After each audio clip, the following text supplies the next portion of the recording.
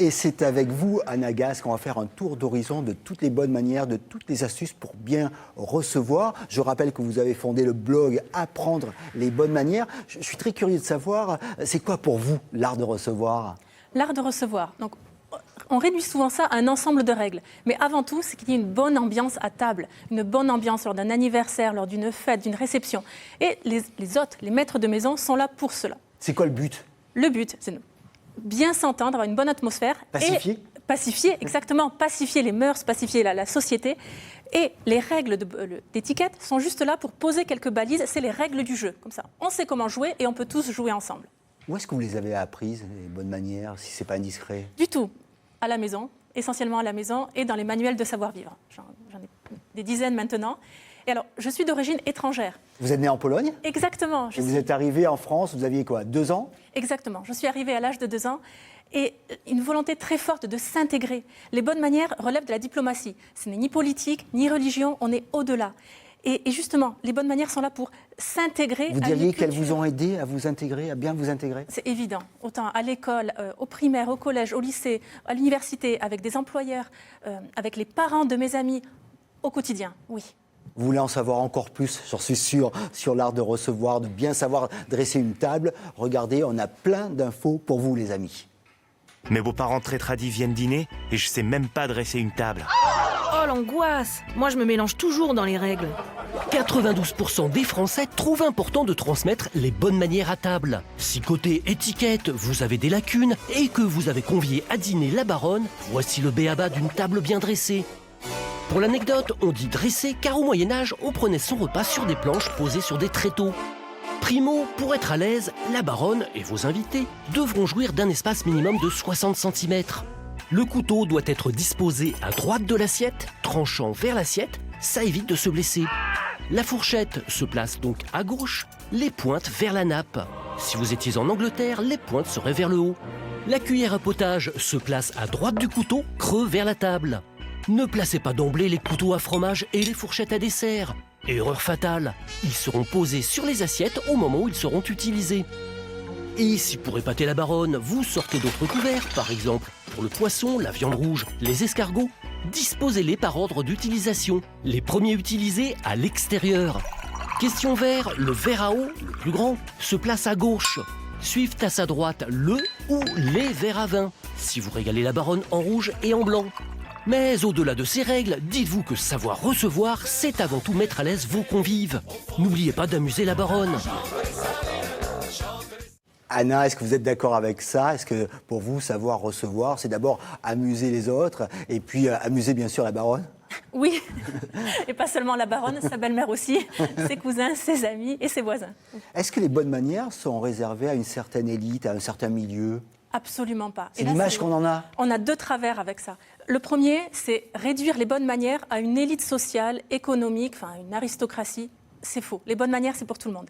Le deuxième travers bien français, c'est de réduire les bonnes manières à la maîtrise de la langue française.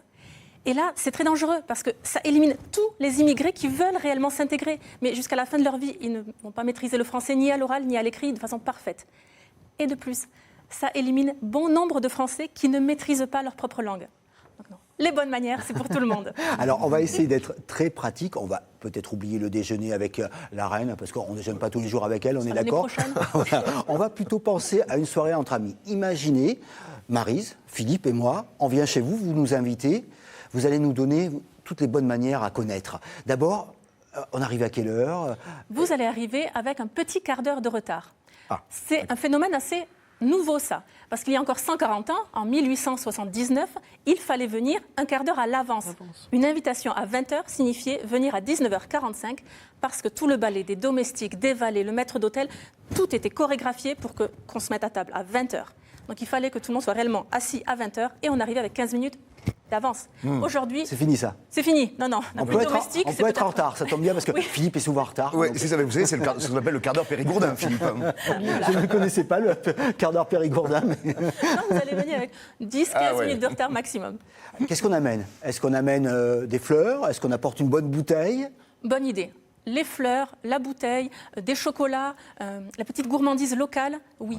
Il y a encore 20 ou 30 ans, dans les manuels de Nadine de Rothschild, on apprenait qu'il fallait amener un livre ou un CD de musique. Ça se fait plus? Plus du tout. C'est ringard. On apprenait également qu'il ne fallait pas venir avec des fleurs parce que cela incommodait la maîtresse de maison à votre arrivée. Il fallait tout de suite qu'elle court chercher un vase, etc. Non, de nos jours, petit samedi soir entre amis, on est 8-12 personnes, venez avec des fleurs, ça fait vraiment plaisir. Ouais. Et vous pouvez les envoyer le matin pour des dîners un peu plus huppés, le matin ou le lendemain en remerciement.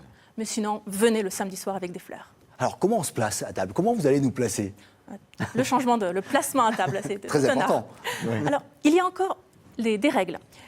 Autrefois, les couples mariés étaient séparés à table. Les couples fiancés et mariés depuis moins d'une année étaient assis côte à côte.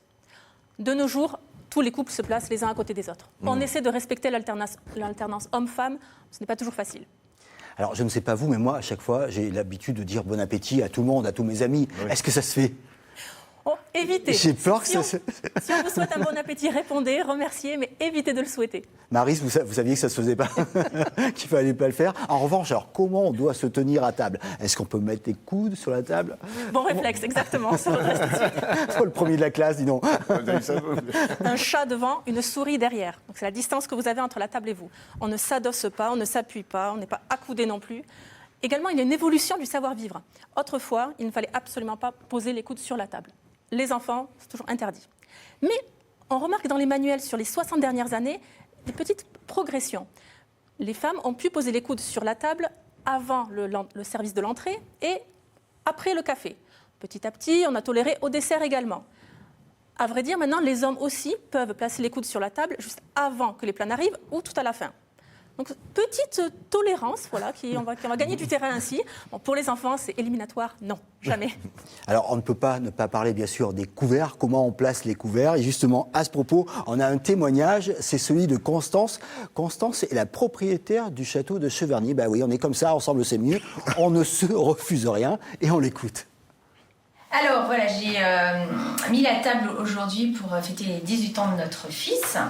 Et je commence par l'eau, par remplir les verres d'eau, donc le verre de gauche, le plus grand, parce qu'il faut que l'invité ait déjà son verre d'eau rempli quand il arrivera.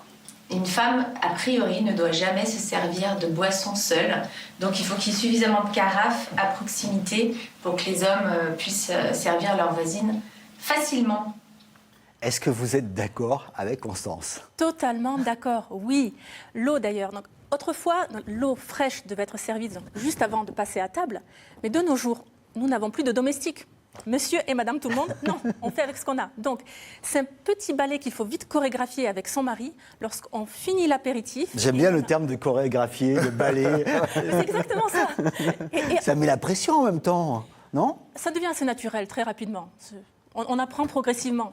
On ne peut pas être idéal, parfait, l'hôte extraordinaire la première fois. Non, ça va prendre quelques années avant de trouver le bon rythme. Et donc, le mari, chez nous, c'est le mari. Moi, je finis l'apéritif avec nos amis, je les invite à passer à table, je les place d'un signe de tête ou d'un signe de main. Et pendant ce temps-là, mon mari, vite en cuisine, il remplit les carafes, il sert l'eau et retourne en cuisine pour re-remplir la carafe et la poser sur la table. Mais alors, si on est célibataire, effectivement, bonne question de Catou, on fait quoi? On ne reçoit pas? Non, bien souvent, vous avez quand même un meilleur ami, une meilleure amie qui reçoit avec vous, qui fait les honneurs de la maison avec vous. Alors, on a parlé des couverts, on a parlé des verres d'eau. Si je comprends bien, c'est à Philippe et à moi de surveiller le niveau des verres à vin? Toujours, c'est le rôle d'un gentleman, exactement. On est très gentleman, Philippe et moi. Oui, mais vous êtes Philippe. Faisons de nos hommes des gentlemen. Bien sûr, une femme ne touche jamais aucune boisson, ni l'eau, ni le vin. Ce sont toujours les hommes qui veillent au niveau des verres chez les femmes. Toujours. Et le portable, pardonnez-moi, on le place à droite ou à gauche? Bonne question. Sous la serviette, à gauche. Non mais pardon, mais est-ce que tout ça n'est pas un peu trop poussiéreux, un peu trop codifié? Non, alors il faut connaître les règles de bonne manière pour pouvoir s'en détacher. Lorsque vous allez être invité l'année prochaine chez la reine, vous saurez tout ça. On l'embrasse, la reine, hein. On attend son invitation. Vous l'avez reçue, Philippe, ou l'invitation? Non. On attend toujours encore. Ça viendra, c'est comme la lettre de Poudlard, ça viendra. Mais un samedi soir entre amis, certaines règles sont encore d'actualité. On distingue bien soirée pizza ou un petit réveillon de Noël entre amis. En tout cas, le portable, je vous le dis tout de suite, jamais. Il faut toujours répondre à une invitation, en tout cas, hein, j'imagine. Tout de suite. Et ça, c'est une règle essentielle de nos jours. C'est l'un des plus grands faux pas que nous commettons. Lorsqu'on reçoit une invitation, il faut tout de suite répondre. Alors, la réponse, elle est en 2-3 temps. première chose, remerciez pour l'invitation. Avant même de dire si vous allez venir ou pas, remerciez pour l'invitation. Ensuite, vous êtes là ou vous n'êtes pas là.